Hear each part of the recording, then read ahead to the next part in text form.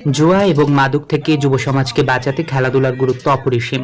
প্রতিপাদ্যকে সামনে নিয়ে ভালুকায় বিশ্বকাপ ফুটবলের ফাইনাল ম্যাচের আনন্দ স্মরণীয় করে রাখতে যুব সমাজের ভোজের আয়োজন। বিস্তারিত জানাচ্ছিলেন মোহাম্মদ পারভেজ, ভালুকা প্রতিনিধি।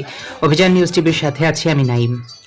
ময়মনসিংহের ভালুকা উপজেলার ৫ নং বিরুনিয়া ইউনিয়নের বাহিরপাথার গ্রামের শাপলা চত্বর মহল্লায় আর্জেন্টিনা স্পেন ফাইনাল ফুটবল ম্যাচকে কেন্দ্র করে স্থানীয় যুব সমাজের উদ্যোগে ২ শতাধিক মানুষের জন্য খিচুড়ি ভোজের আয়োজন করা হয়।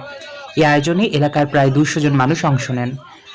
অনুষ্ঠানের আয়োজকদের মধ্যে ছিলেন মেহেদি জামেল জুয়েল, তামিম, জসিম, আখতারুজ্জামান, পাবেল খান, হুমায়ুন কবির লিটন ও মামুন সহ স্থানীয় তরুণরা।